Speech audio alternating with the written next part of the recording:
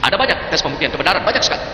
Disebutkan dalam surat Al-Baqarah juz 2 ayat 94-95. Ada sekelompok Yahudi yang sudah pindah ke Islam dan mereka mengatakan bahwa rumah terakhir dengan Allah hanya untuk kami. Allah berfirman dalam surat Al-Baqarah ayat 94-95, jika negeri akhirat di sisi Allah khusus untukmu saja bukan untuk orang lain, maka mintalah kematian jika kamu orang yang benar. Kalau kalian berkata bahwa rumah terakhir di sisi Allah hanya untuk kalian, maka mintalah kematian. Dan ayat itu berlanjut dengan mereka tidak akan pernah meminta kematian. Tidak akan pernah. Yahudi untuk membuktikan bahwa Al-Quran itu salah adalah hanya dengan mengatakan, aku ingin mati. Sangat mudah. Tidak berarti mereka harus mati. Tidak berarti mereka harus bunuh diri. Tidak harus menggantung diri sendiri. Mereka hanya perlu berkata, aku ingin mati. Untuk membuktikan Al-Quran salah hanya dengan mengatakan aku ingin mati, 3 kata saja, Al-Quran akan terbukti salah. Allah melanjutkannya.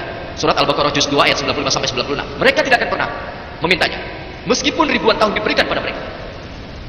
Sangat mudah. Sangat mudah untuk membuktikan Al-Quran salah. Tes ini harus dilakukan untuk sesuatu yang terjadi di masa lalu. Jadi kalau kalian bertanya, saudara Zakir, aku ingin buktikan Al-Quran itu salah, bagaimana cara membuktikannya? Bisa aku melakukannya? Ya, setiap orang punya kesempatan. Allah berfirman, surat Al-Maidah juz 5 ayat 82, bahwa untuk para umat terdekat adalah mereka yang berkata bahwa kami Nasrani, dan yang terjauh adalah musuh tergigih yang berkata kami adalah Yahudi dan musyrik. Al-Quran menyebutkan orang yang paling keras permusuhannya terhadap orang yang beriman ialah orang Yahudi dan orang musyrik. Yang paling dekat persahabatannya sesungguhnya kami adalah orang Nasrani.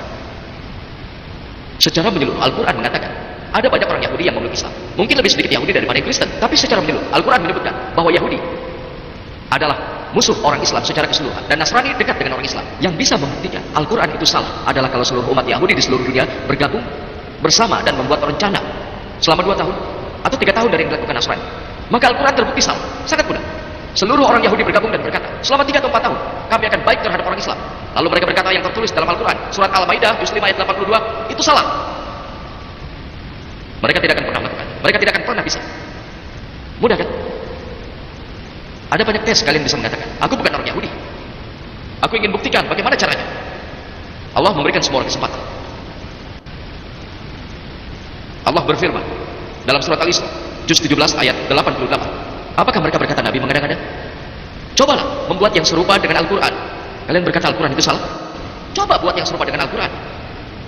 Diulang dalam surat At-Tur juz 52 ayat 34, Allah menantang untuk membuat yang semisal Al-Quran, dan kita tahu mereka tidak bisa. Bahkan jika pun jin dan manusia berkumpul, mereka tidak akan bisa membuat yang serupa Al-Quran tanpa seizin Allah. Ini adalah tantangan. Allah membuat tantangan lebih mudah. Allah berfirman surat Hud juz 11 ayat 13, apakah mereka menyatakan Nabi mengada-ngada? Buatlah 10 surat semisal Al-Quran. Bukan seluruh Al-Quran, itu akan sulit. Lupakan, tantangan itu sulit. Buatlah 10 surat semisal Al-Quran dan panggil bantuan dari siapapun selain Allah, kalian tidak akan bisa melakukannya. Allah membuat tantangan yang jauh lebih mudah. Dalam surat Yunus juz 10 ayat 38, apa mereka mengatakan Nabi mengada-ngada? Buatlah 1 surat semisalnya.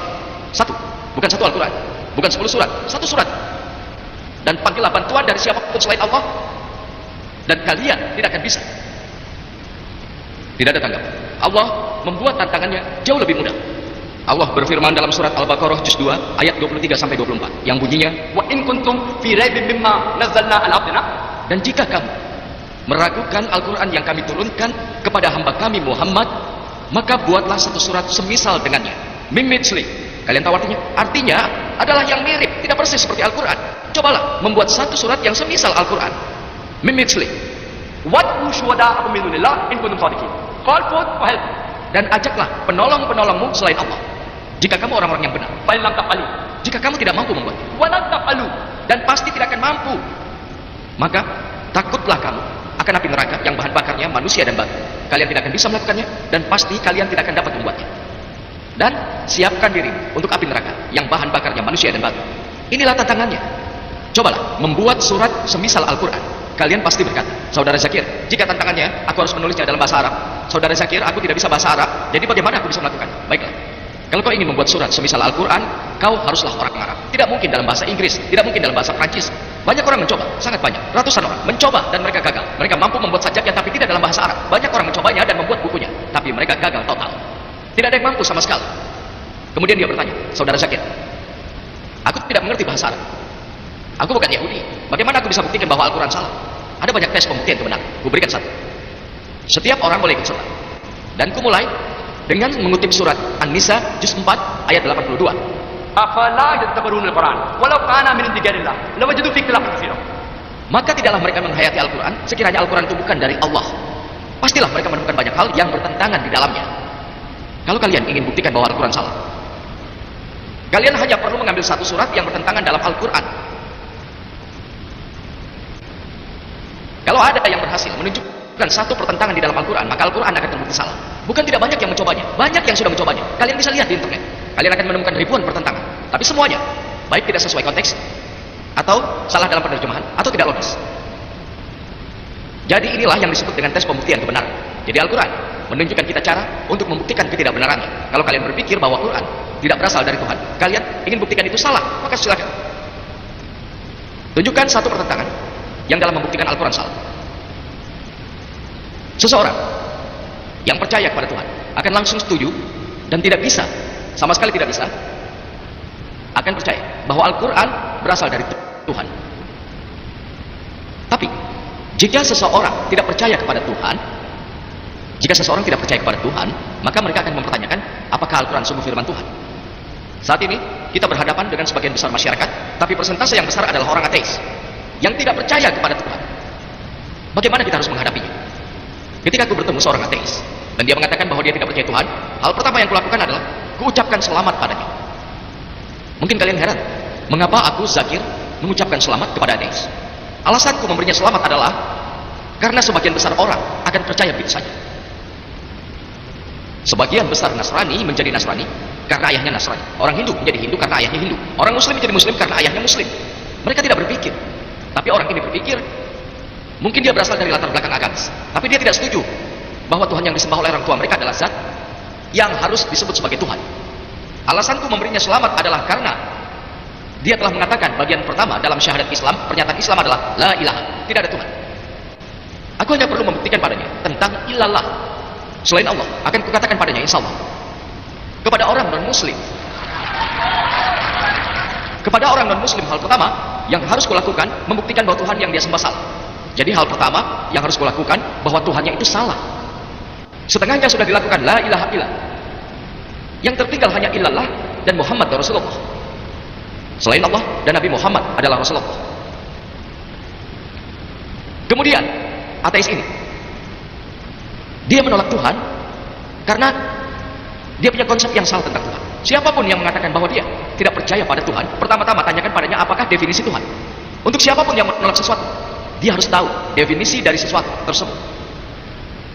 Misalnya, jika aku sebut ini pena, bagi kalian yang berkata ini bukan pena, kalian harus tahu definisi pena.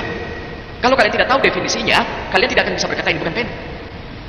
Sudah jelas kan? Kalian setuju denganku atau tidak? Kalau aku menyebut ini pena, bagi kalian yang menyebut ini bukan pena, kalian harus tahu definisi pena. Kalau tidak, kalian tidak akan bisa bilang dengan logis. Dia orang yang pintar. Dia bilang, tidak saudara Zakir, aku tahu itu buku. Jadi kalau dia tidak tahu definisi pena, aku tidak bisa berkata ini bukan pena. Aku tahu ini buku. Jadi kenapa aku harus tahu definisi pena? Baiklah, apa kau tahu buku? Dia jawab, iya. Ini kitab.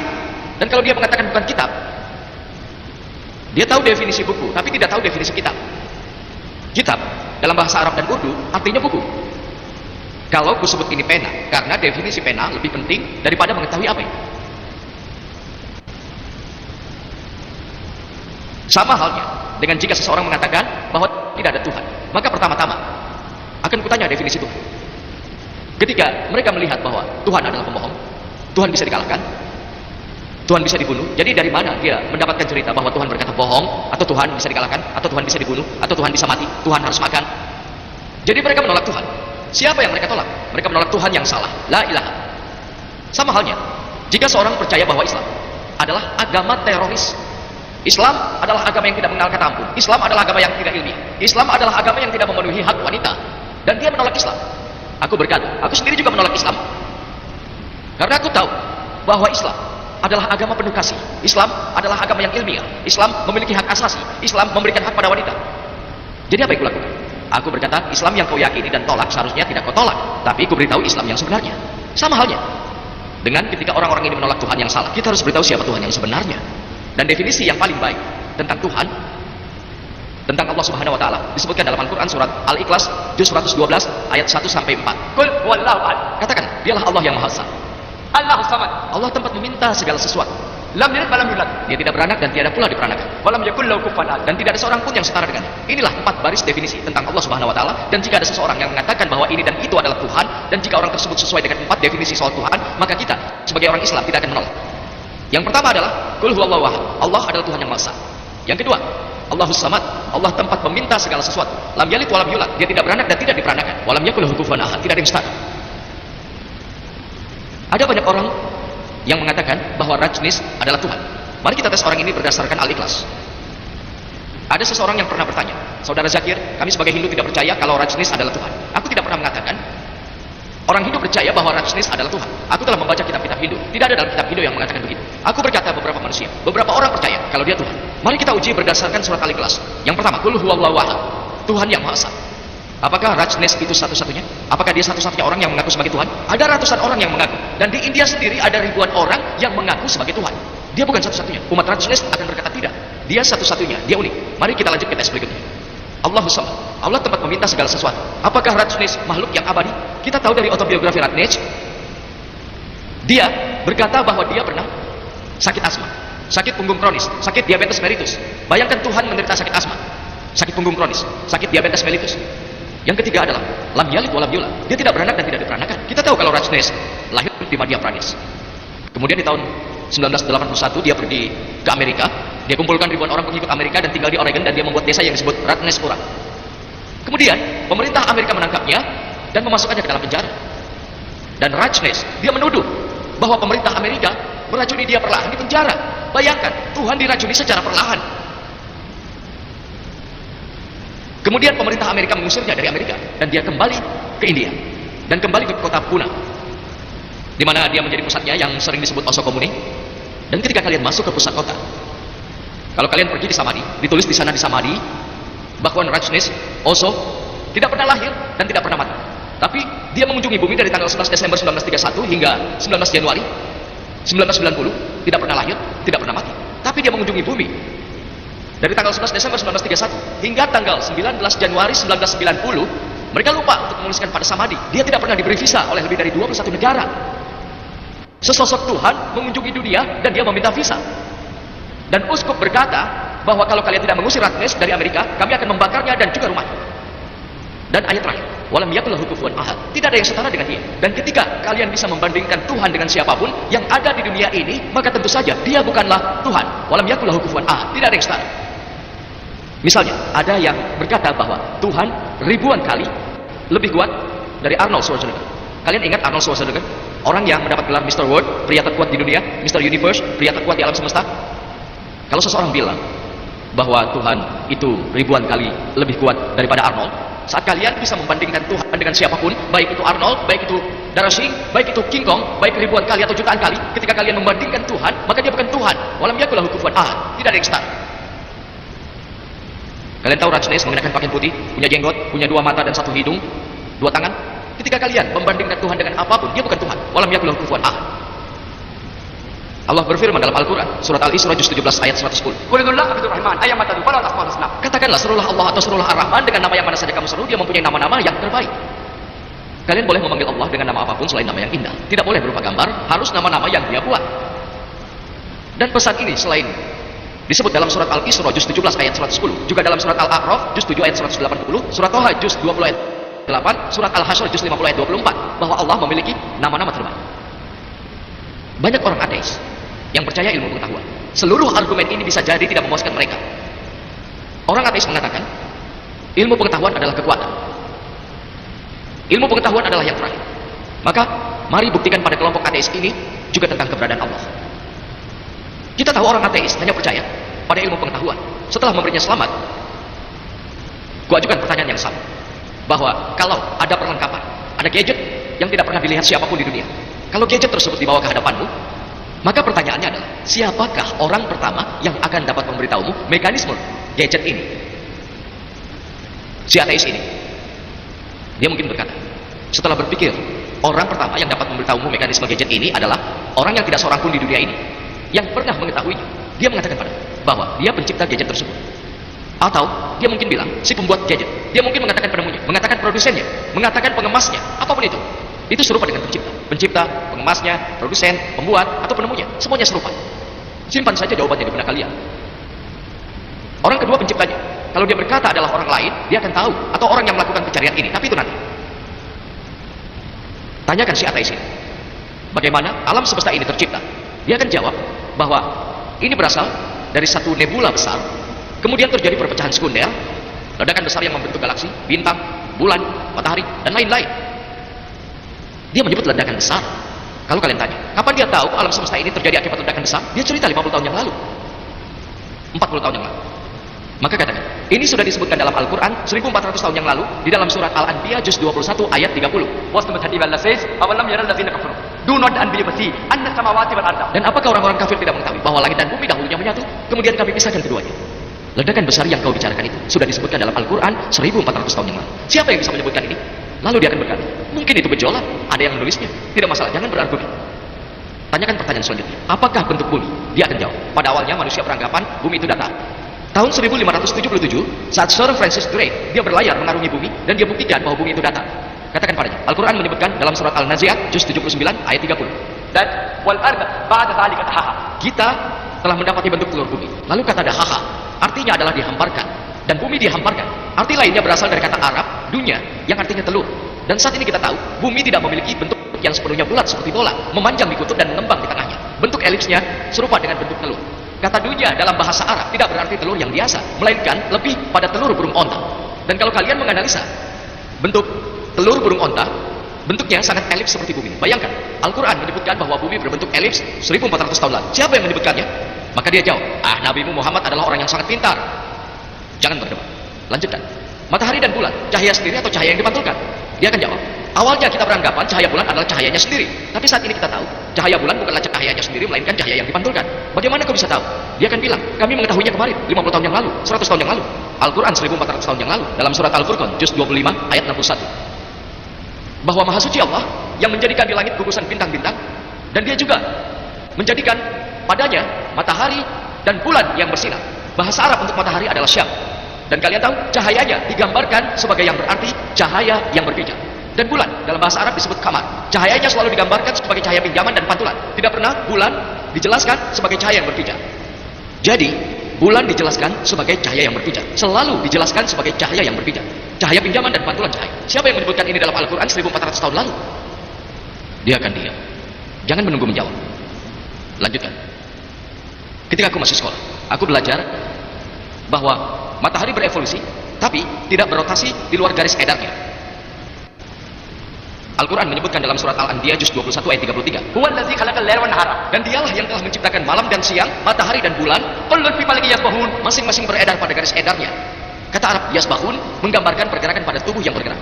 Kalau bicara pergerakan seperti ini, artinya matahari dan bulan selain berevolusi, mereka juga berotasi pada zona aksesnya sendiri. Saat ini ilmu pengetahuan menunjukkan matahari butuh 25 hari untuk menyelesaikan satu rotasi. Bayangkan apa yang kubaca di sekolah, kuselesaikan tahun 1982, matahari tidak bergerak. 1400 tahun sebelumnya menyebutkan matahari berotasi. Dan buku ilmu pengetahuan mengatakan bahwa matahari berotasi. Tanyakan, Al-Quran sudah menyebutkan hal ini. Dia akan diam. Beberapa kritikus mengatakan, tidak ada yang luar biasa kalau Quran menyebutkan tentang astronomi, karena orang Arab ahli dalam astronomi. Aku setuju orang Arab ahli dalam bidang astronomi, tapi aku ingin mengingatkan bahwa 1 abadlah setelah Al-Quran diturunkan, orang Arab menjadi ahli di bidang astronomi. Dari Al-Quranlah orang Arab belajar tentang astronomi dan bukan sebaliknya. Dalam bidang hidrologi, tanyakan pada ateis. Kalian tanya tentang siklus air, dia akan jawab, air menguap dari laut. Uap membentuk awan, awan berubah menjadi hujan, dan air laut akan terisi kembali. Kalau kalian tanya padanya bagaimana dia bisa tahu, dia akan jawab pada tahun 1580 saat Bernard Palissy membicarakan siklus air untuk pertama kalinya. Tahun 1580. Katakan, apa yang kamu tahu di tahun itu? Tahun 1580. Sekitar beberapa ratus tahun sebelumnya. Al-Quran menyebutkan 1400 tahun yang lalu. Al-Quran bilang, air menguap dari laut, membentuk awan, bergerak dan menjadi satu, dan kemudian turun menjadi hujan, dan air akan terisi kembali. Siklus air disebutkan dalam Al-Quran dengan sangat rinci di sejumlah ayatnya. Surat Az-Zumar juz 39 ayat 21, surat Ar-Rum juz 30 ayat 24, Al-Hajar juz 15 ayat 22, Al-Mu'minun juz 23 ayat 13, Ar-Rum juz 30 ayat 48, An-Nur juz 24 ayat 43, An-Naba juz 78 ayat 12 sampai 14, Surat Al-A'raf juz 7 ayat 57, surat Ar-Ra juz 13 ayat 17, surat Al-Furqan juz 25 ayat 48 sampai 49, surat Yasin juz 26 ayat 34, surat Al-Fatir juz 35 ayat 9, Al-Jasiyah juz 45 ayat 5, surat Qauf juz 50 ayat 9 sampai 10, Al-Waqiah juz 56 ayat 67 sampai 70, At-Tariq juz 86 ayat 11. Aku bisa terus menyebutkan surat yang lain yang menyebutkan soal siklus air. Al-Quran menyebutkan tentang siklus air dengan sangat rinci. Siapa yang bisa menyebutkan 1400 tahun yang lalu? Tidak ada jawaban, lanjutkan saja. Al-Quran menyebutkan soal geologi.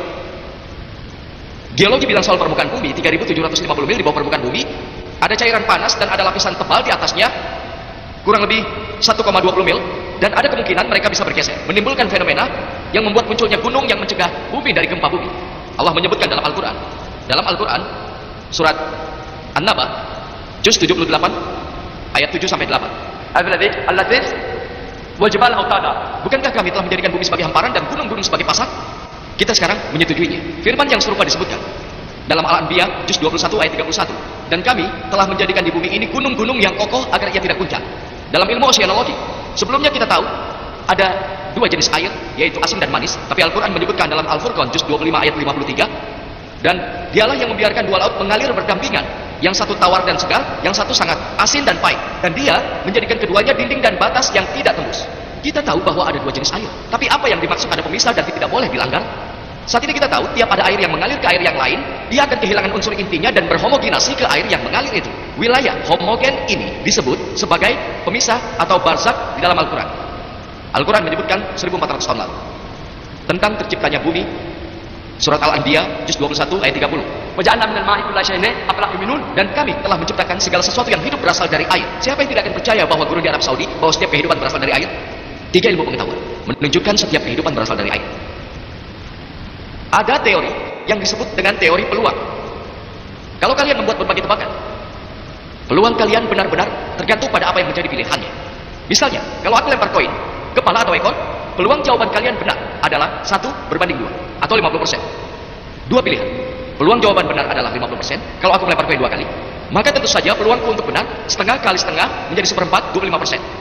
Kalau aku melempar koin 3 kali, maka peluangku untuk benar adalah setengah kali setengah kali setengah menjadi 1/8, 0,125%. Kalau aku lempar dadu punya 6 ruang sampah, maka peluangku untuk kebenaran adalah 1/6. Kalau kalian gunakan teori peluang ini, jika seseorang membuat tebakan, misalnya, seperti apa bentuk bumi?